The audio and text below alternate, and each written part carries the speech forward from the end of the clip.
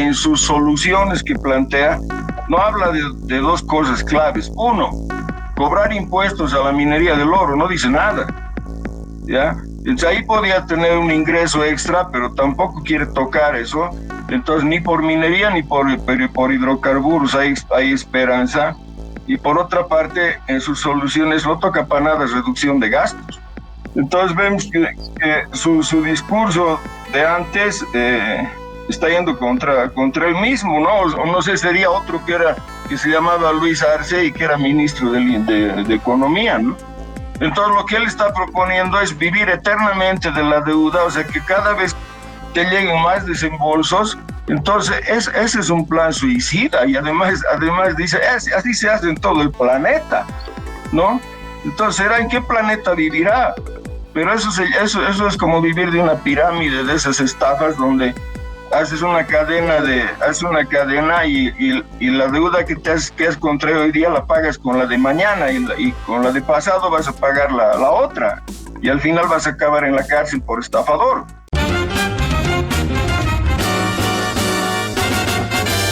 Esto es Cabildeo Digital.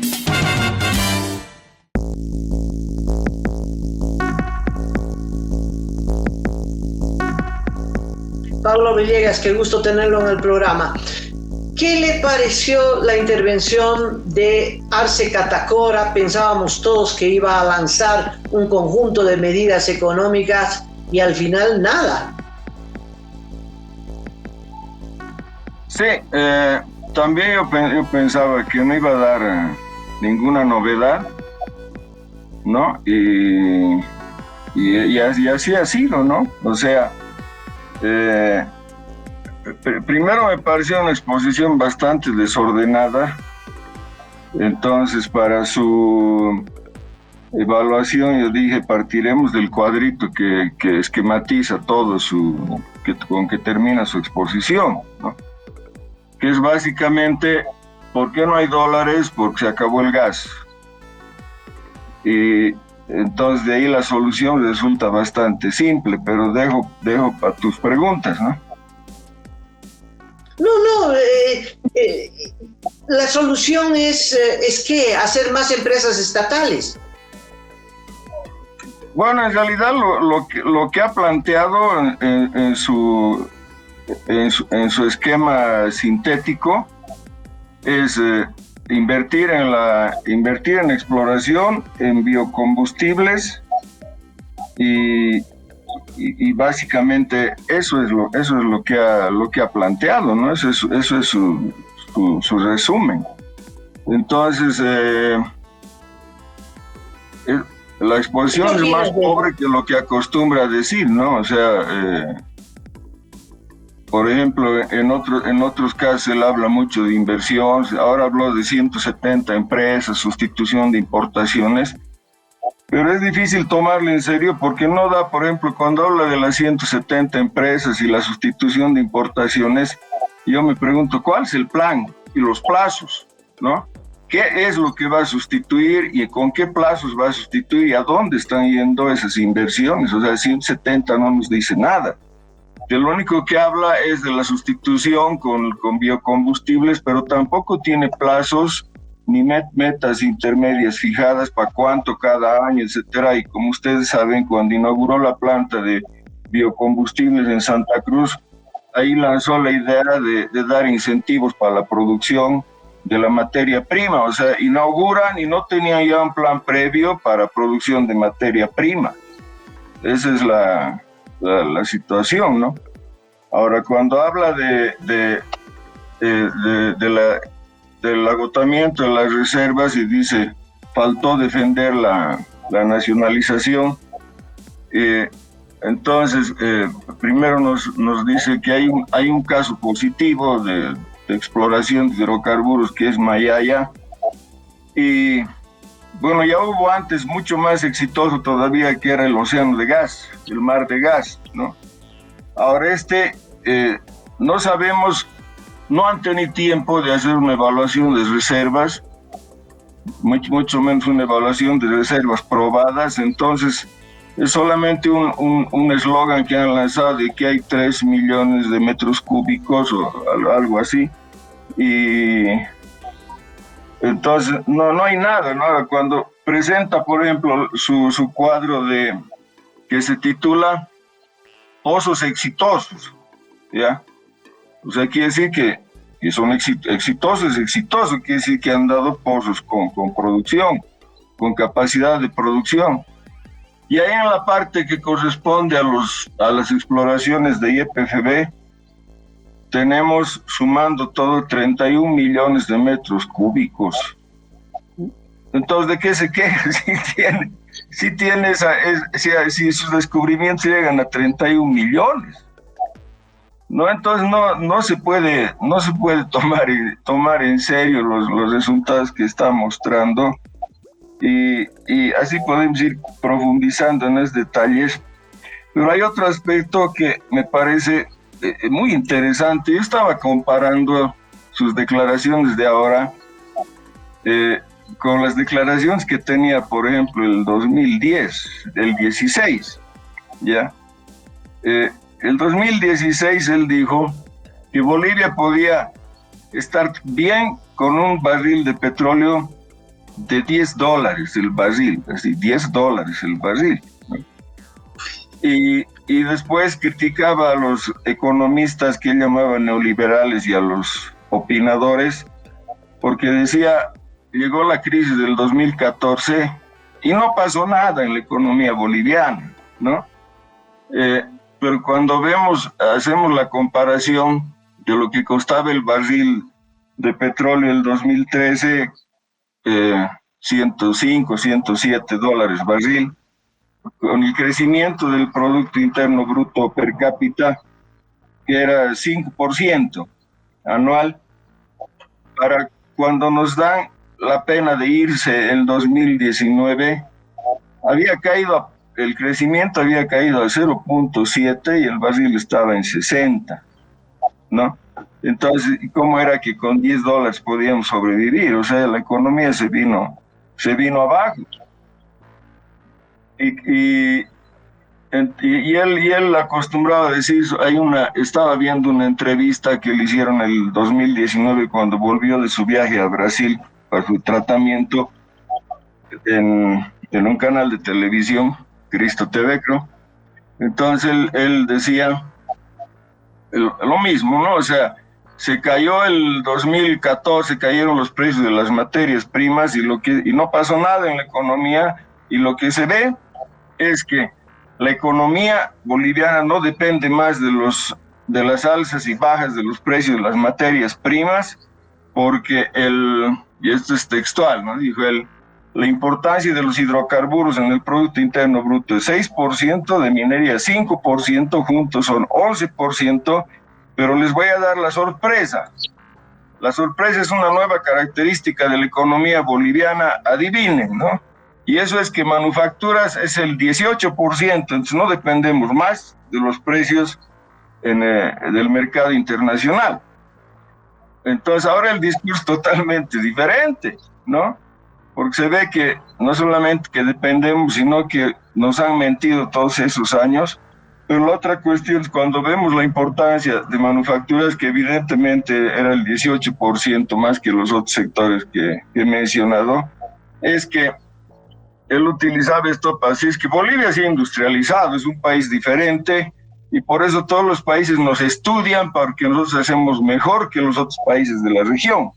¿Qué es manufacturas? Y eso es importante porque siempre hablan de la industrialización. ¿Qué es el rubro manufacturas en la economía boliviana? Son productos con procesamiento básico y minerales en estado metálico, o sea, eso es. Entonces ahí no vamos a encontrar ni machetes, ni clavos, ni alfileres, ni siquiera eso vamos a encontrar, o sea, mucho menos vamos a encontrar lo que sería un producto propiamente industrial, digamos, aparatos ópticos, qué sé yo, no hay nada de eso. Entonces vemos que su discurso de antes está yendo contra él mismo, ¿no? O no sé, sería otro que se llamaba Luis Arce y que era ministro de Economía, ¿no? Es verdad. Cacho, por favor, Pablo, ¿tú qué crees que ha ocurrido en esto que nos estás contando, que la verdad es muy revelador? ¿Ha habido exceso de confianza? ¿Entendió mal el modelo y sus resultados de ese instante Luis Arce? ¿Qué crees que les motivó a Luis Arce y a Evo Morales ir por una ruta distinta, abandonando, por ejemplo, la inversión en exploración de hidrocarburos? Ya, lo que pasa es, yo creo que ha sido un problema no solo de Bolivia, no hay para no prestarme ideas de otros. Palma es un chileno que estudia la economía latinoamericana, y él dice, en esa época todos los gobiernos latinoamericanos se marearon con los precios de las materias primas y procedieron como si nunca se fuera a acabar. Entonces, por eso es que no invirtieron, no reinvirtieron, no solamente en mantener sus reservas, sino además no crearon un tipo de economía que sea distinto al de las materias primas. Entonces, ahí están todos los países. Por ejemplo, Chile, que en Bolivia lo vemos como industrializado, el cobre era más del 50% de sus exportaciones. En Bolivia igual el gas, y en Ecuador, por ejemplo, el petróleo era más del 50% de sus exportaciones. Entonces, con economías tan dependientes de una materia, está claro que son muy susceptibles a las variaciones de precios internacionales, pero fueron todos ellos que actuaron como si eso fuera eterno.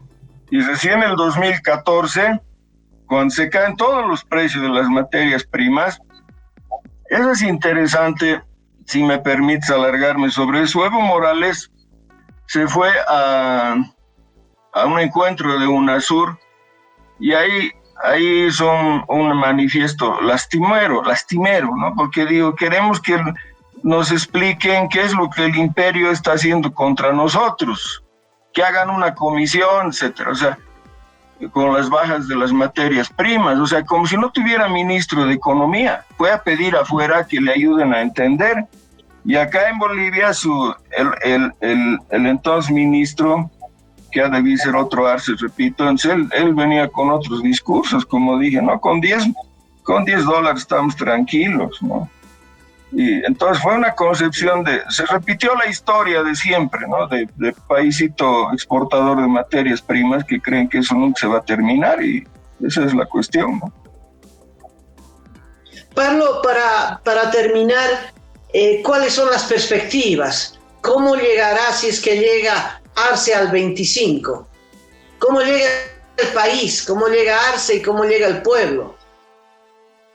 Bueno, si vemos la experiencia histórica, no solamente de Bolivia, con las crisis de las materias primas que llegan cíclicamente, cuando llegan las crisis hay un montón de gobiernitos y caen. Entonces, viendo esa estadística, acuérdense cuántos gobiernos cambiamos en épocas siempre de crisis, ¿no? Por ejemplo, la UDP, o cuando Goni se quedó sin plata para pagar los salarios de los empleados de Estado y tuvo que ir a Bush a pedirle un préstamo. Entonces, ¿cómo cambiamos de gobiernos? Entonces, es poco probable, de acuerdo a esa experiencia, que llegue al fin, ¿no? Ahora, las perspectivas en sentido económico supongamos que Mayaya es realmente un buen yacimiento. Entonces, como él mismo dijo, son 7 años hasta que eso llegue al mercado. Entonces, ese Mayaya no va a ser ni para él ni para el próximo gobierno. Entonces, por lo del lado del gas no hay posibilidades de una recuperación, y la minería sigue cayendo en volumen. Pero aquí hay una cuestión importante. En sus soluciones que plantea, no habla de dos cosas claves. Uno, cobrar impuestos a la minería del oro, no dice nada, ¿ya? Entonces ahí podía tener un ingreso extra, pero tampoco quiere tocar eso. Entonces, ni por minería ni por hidrocarburos hay esperanza. Y por otra parte, en sus soluciones no toca para nada reducción de gastos. Más bien está hablando de continuar incrementando. Y además, si me permiten esto más, me llamó mucho la atención su visión de la administración de la deuda externa. Cuando él criticó, dijo, estos 2 últimos años el servicio y pago de capital de la deuda ha sido superior a los desembolsos de deuda. Y eso no puede ser así porque nosotros habíamos logrado que los desembolsos sean superiores al servicio y al pago de capital, ¿ya? Y mostró las cifras que sí son ciertas, esa es la situación. Pero ¿qué pasa cuando tu pago de capital y de servicio de la deuda es superior a lo que estás recibiendo? Quiere decir que tu deuda se está reduciendo. Entonces lo que él está proponiendo es vivir eternamente de la deuda, o sea que cada vez que lleguen más desembolsos, entonces ese es un plan suicida y además dice, así se hace en todo el planeta, ¿no? Entonces, ¿será en qué planeta vivirá? Pero eso es como vivir de una pirámide de esas estafas donde haces una cadena y la deuda que has contraído hoy día la pagas con la de mañana y con la de pasado vas a pagar la otra y al final vas a acabar en la cárcel por estafador. Entonces esa es su visión de la deuda y eso es terrible, ¿no? Increíble. Bueno, Pablo, muchas gracias por tu intervención. Cacho, tal vez tienes una última. No, yo me he quedado perplejo por lo que nos dice Pablo, porque efectivamente eso es lo que está ocurriendo, ¿no? Estamos abriendo un hueco, tapando otro, y esa es una rueda sin fin. La verdad, no sabemos a dónde vamos a llegar con esta metodología que ha elegido el presidente. Te agradecemos mucho, Pablo. Gracias por tu tiempo con nosotros y te vamos a estar buscando para el futuro. Bueno, complementando la entrevista con Pablo Villegas, un dato que lo publica el periódico La Razón, que dice que de marzo a fines de agosto, el tiempo que ha funcionado la planta de biodiesel en Santa Cruz, ha producido 5.9 millones de litros de diésel. Esta planta de biodiesel, que es la apuesta principal para sustituir las importaciones de diésel. 5.9 millones, digamos 6 millones de litros de diésel. Cacho, como estamos hablando de millones, parecería que eso es mucha cantidad de litros de diésel, pero significaría que como son 6 meses, que cada mes han producido 1 millón de litros. El tema, en un mes, ¿no? El tema es que se consume 7 millones de litros al día, para que uno entienda que esta producción de biodiesel, que significa un montón de estragos ambientales porque necesitan producir soya y una palma africana y no sé qué cosas más, y significa ampliar la frontera agrícola, atentar contra la Amazonía que ya está atentada con los incendios. La producción es mínima y con esto no van a reemplazar ninguna importación de diésel. Es decir, sí reemplazan, pero la cantidad es tan pequeña, Cacho, que es insignificante. Sí, y no se sabe la verdad de dónde van a conseguir los 300 y más millones de dólares que se requieren para la instalación, la construcción de la planta de HBO, que es otra incógnita en este momento.